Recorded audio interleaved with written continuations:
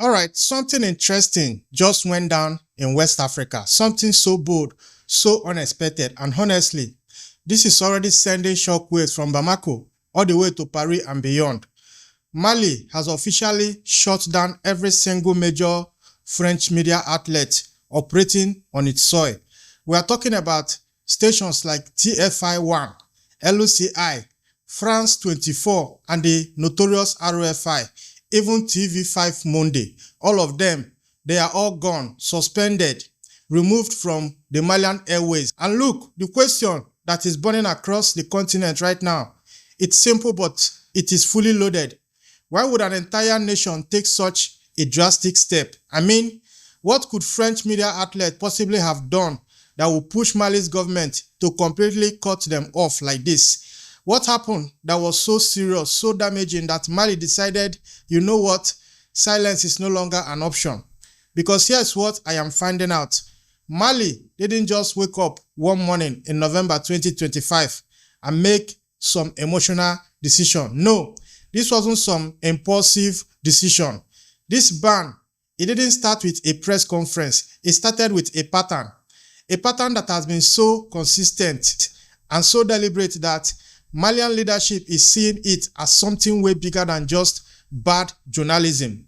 They are calling it an information attack, a coordinated campaign that is designed to destabilize the nation from within. So in recent weeks, these French channels have been publishing stories claiming that terrorists have completely blockaded major regions of Mali. They are reporting that fuel has been banned by the government. They are saying jihadists are at the gates and almost about to take over and overrun Bamako, ready to capture the Malian capital. They are portraying Mali as this nation in total collapse, a failed state that is spiraling into chaos. But when Mali's government compared these headlines with what was actually happening on the ground in their own cities and towns, they are saying the reports weren't just exaggerated. They were deliberately false, dangerous, designed to create panic, embarrass the government, and weaken the state at its most critical moment. And when these stories went global, something bigger happened. Western embassies started reacting. France is telling its citizens to evacuate immediately. Travel advisories are flooding in from almost all Western capitals, and the world suddenly believes Mali is on the brink of total collapse. But here is what is important here, and this is what I am hearing from people on the ground. Many Malians are saying they had no idea such catastrophic events were even happening in their own country. So in this episode today, we are going deep into this. What did French media actually report? What evidence is Mali presenting to justify this historic ban? And is this, or should I say, could this be the beginning of a new era where African nations finally take control of their own narrative? Let's get into it. So how does a country reach the point where it bans every major French media outlet in one decisive move? What did Mali witness that the rest of the world was supposed to, I don't know, maybe ignore? Because on November 13 and 14, 2025, Malian High Authority for Communication made an announcement that genuinely stunned international observers. They suspended TF1 and LOCI. These are two of France's largest television networks, and the decision was final. This isn't temporary, it's not a warning, it's permanent suspension until further notice. These channels were removed from every broadcast package across Mali, shut down, and even blacklisted. And here is the thing, this wasn't the first strike. This is part of a broader campaign that has been building. Before the suspension of TF1 and LOCI, Mali had already suspended France 24 and ROFI back in March 2022. Then France 2 was suspended in early 2024. TV5 Monday got hit in September 2024. And now in November 2025, the revolutionary government decided it was time to make what I will call comprehensive statement. French media is no longer welcome in Mali. The global reaction was swift and honestly pretty predictable. Western nations, international press freedom organizations, they immediately condemned the ban as dictatorship, media suppression, and an attack on democracy. But Mali is not exactly a democracy, so I don't know what they are talking about. But Mali's government they are pushing back hard. They don't see this as censorship. They are seeing it as self-defense. They see it as African nation finally fighting back against what they are calling a century-old pattern of narrative control by its former colonial master, France. And here is what makes this moment really significant. Mali was willing to face international condemnation, sanction rhetoric, even diplomatic pressure. That's not something any nation does lightly. It means Mali believed something was happening than just a press freedom violation. They believed, and they are saying this openly, that they were under an information attack. Okay, so what if the world's biggest media brands were caught manufacturing a narrative that never actually existed? What if those fabricated stories could push an entire nation towards chaos, poverty, and collapse? Because on November 9th, 2025, LUCI aired this 12-minute segment during their program, Grand Dossier. The segment was titled in two parts: Mali, the jihadists at the gates of Bamako, and Mali, the stronghold of Al-Qaeda. TFI1 reproduced the exact same reporting on its website the same day. Both channels are presenting this alarmist tone, predicting an imminent collapse of the Malian state. Now, the specific claims made by these channels were explosive. They are alleging that Mali's government had banned the sale of fuel nationwide. They are claiming that the regions of Kenyas and Nyoro were completely under blockade. We are talking full territorial control by jihadists. They are reporting that terrorists were now close to taking the capital city of Bamako. The messaging was clear. Mali is finished. The government is incapable. Collapse is imminent. So Mali's high authority for communication reviewed these exact claims and issued a formal response. According to the regulator's investigation, these statements were all unverified. Many were just false. The government is saying the fuel ban claim was completely fabricated. The blockade in Kenyas and Nyoro, Mali says the government had responded quickly to contain that crisis. It lasted days, not the prolonged months that French media coverage was implying. The claim about terrorists being close to Bamako, Mali is calling this exaggeration designed to create international panic. But here is where it gets really important. The impact of this report went way beyond Mali. Western embassies in Bamako started issuing emergency travel advisories. Even the US was telling Americans to leave immediately. France advised its citizens to evacuate. The UK, Germany, Australia, major Western nations suddenly painted Mali as this war zone in free fall. And all of this was built on reports that Mali's government is saying we are systematically forced. The economic impact was also real. Tourism collapsed. Investments, they dried up. Mali's image globally was shattered. And Mali's leaders are asking this critical question. If French media is reporting events that aren't happening the way they are claiming, and if those false reports are triggering international panic and damaging Mali's economy, is that journalism or is that destabilization? So was this just careless journalism? Was it bad fact-checking, or was this part of something much more strategic and, for a lack of a better word, coordinated? To understand Mali's perspective here, we have to understand the history, because for decades, France maintained control over its former African colonies through military bases, economic dependencies, and something more subtle, narrative control. French media, particularly RFI and France 24, they became the dominant voices telling the story of Africa to the world. These media outlets shaped global opinion about Mali, Burkina Faso, Niger, and the entire Sahel region. But things changed after 2020. Mali experienced military coups, leadership shifted. The new government under Colonel Assimi Goïta started breaking free from French influence. Mali ended its defense treaty with France back in 2022. France withdrew its military forces. Mali pivoted towards new partnerships with Russia, with China, and with other African nations. Mali was reclaiming its sovereignty. And that's when, according to Mali, the media pressure intensified.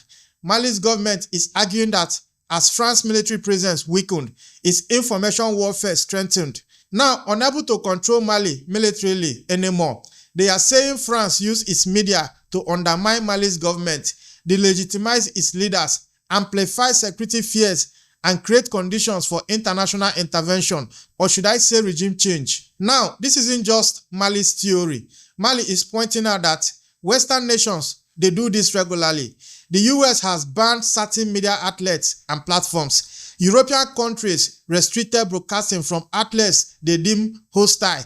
China already restricts Western media coverage in their country. But when Mali took the same action, controlling which media could broadcast in its territory, suddenly it's labeled dictatorship. Mali's argument is simple. If media sovereignty is acceptable for Western nations, why is it considered tyranny when Africa does it? Why is Africa supposed to welcome foreign media narratives about itself while other continents refuse the same? The pattern Mali is identifying here is strategic because over months and years, French channels have been publishing stories claiming terrorism was spreading, the government was collapsing, the military was committing atrocities, and foreign intervention was needed.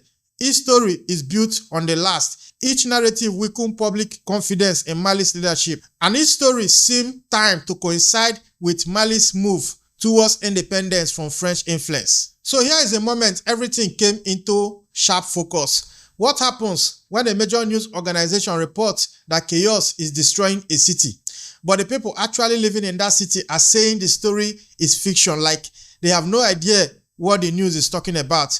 Because across Malian social media platforms, Malians started pushing back hard against French media narratives. On all across social media, Malian citizens and influencers are disputing claims about collapsing government in their own country.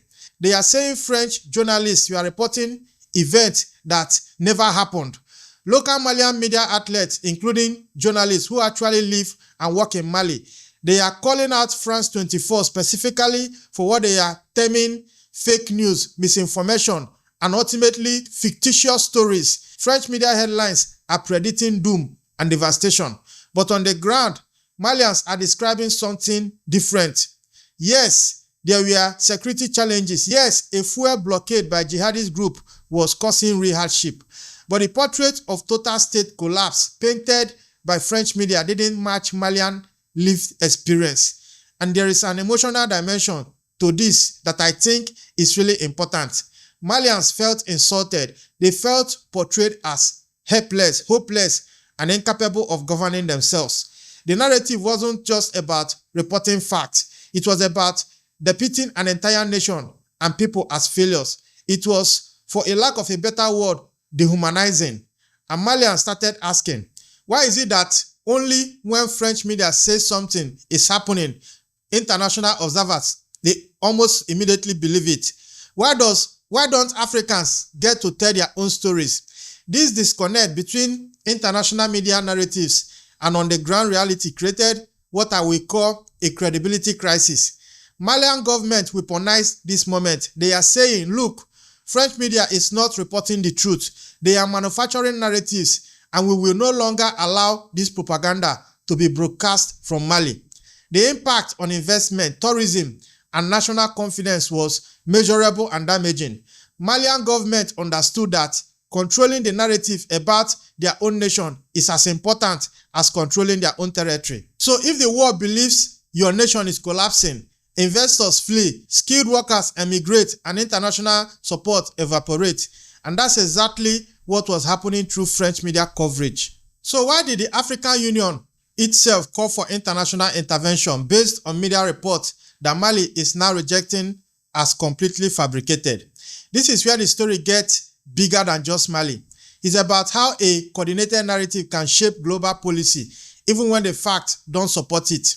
The African Union, which should have been Mali's partner, was influenced by the same international media narratives. AU leadership warned of a collapsing Mali based on this disputed and fabricated French media reports. Western embassies in Bamako issued emergency alerts. France specifically advised its citizens to evacuate immediately, and these weren't independent assessments. They were policy responses built on the media narratives that Mali is claiming they were false. Mali's government saw this as proof of coordination.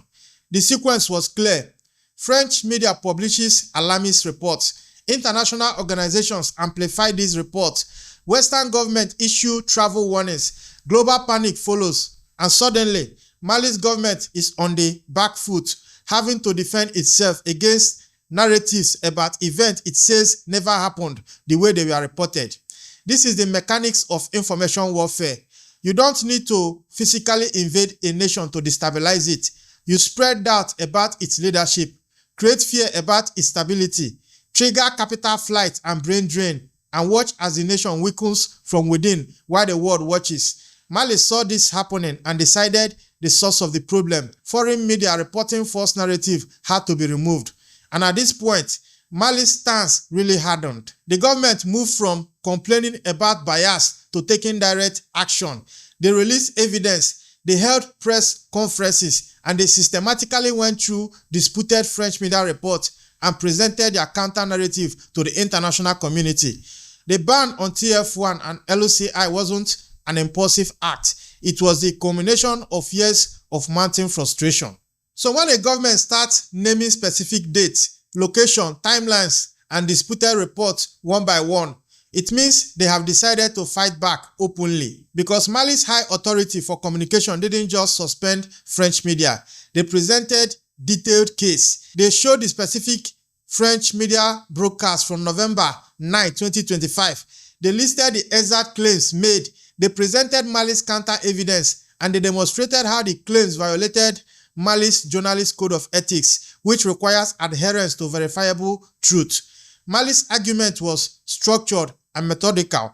The government is saying, the claim that we banned fuel sales was false. We never did that. The claim that Kenyans and Nyoro are completely under blockade is also false. We controlled the situation. The claim that terrorists are close to taking Bamako, that is also fake news and is also exaggeration and alarmism designed to create panic. This wasn't Mali arguing about interpretation or bias. This was Mali arguing about factual falsehood, and Mali felt justified in removing the source of those falsehoods from its airwaves. What makes this significant is the broader pattern we are seeing here. Mali, Burkina Faso, and Niger, all three nations of the Alliance of Sahel States, they have taken similar actions against French media. They are coordinating their information strategy, and they have signed media cooperation agreements between their national news agencies. They are planning joint web television to provide what they call unvarnished reporting from their own perspective, not through a French colonial lens. Mali's position is revolutionary in African terms. Mali is saying, we will not allow our narrative to be controlled from Paris. We will not allow foreign media to define our reality. We will tell our own story. And if that means blocking international media outlets, so be it.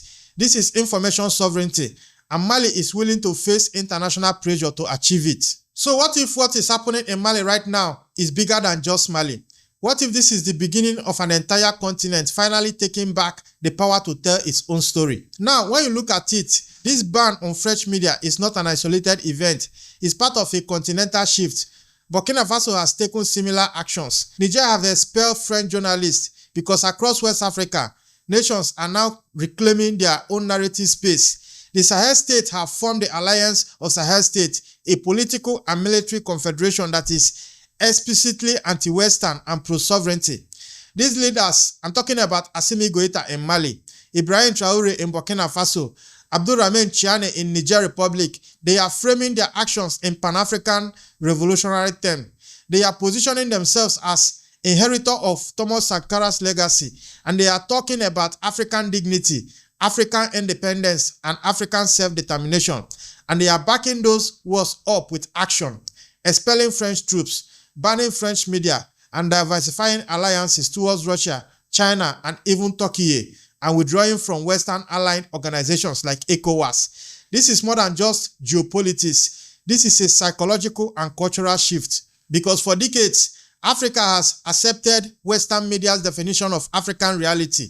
Western journalists have been the gatekeepers of African news. Western organizations have set the terms of African discourse. But now, a new generation of African leaders is saying no. We will tell our own story going forward.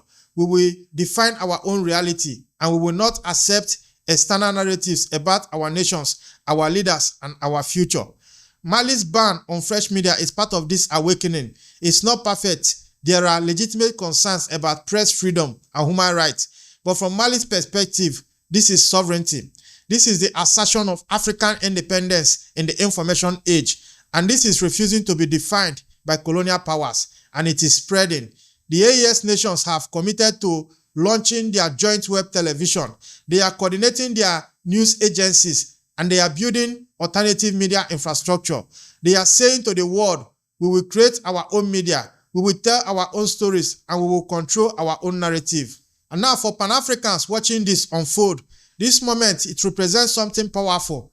After centuries of being portrayed through a colonial lens, after decades of accepting Western media as objective, Africa is finally saying, we will be the authors of our own history. Now, if you have watched to this point, this is Frontline Africa.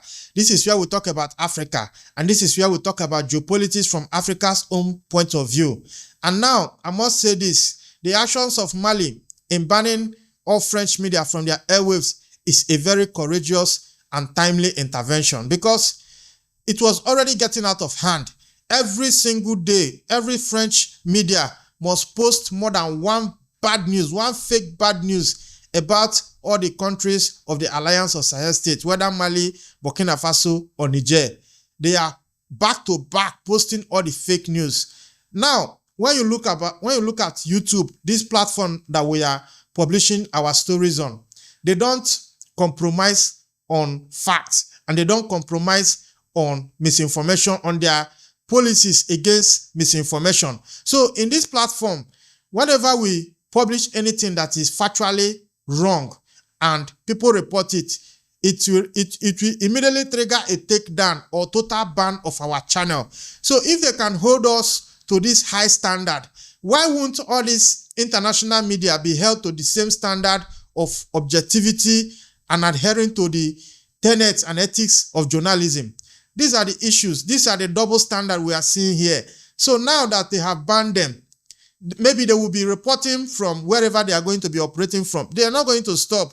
This is information war against the Alliance of Sahel States. These are the issues. These are what is happening right now. So my advice, don't believe anything or everything you hear from Western media about Africa, especially the Alliance of Sahel States. Always fact check everything you hear because that is how they control the narrative.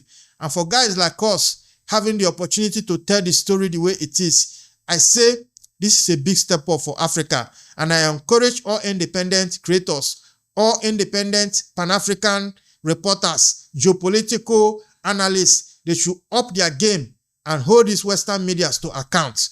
This is the message today. Now, if you want to continue to see my content, maybe consider to subscribe and turn on those notifications. I am still your host, Ezekiel Enejeta, and I will see you in the next one. It's a bye-bye for now.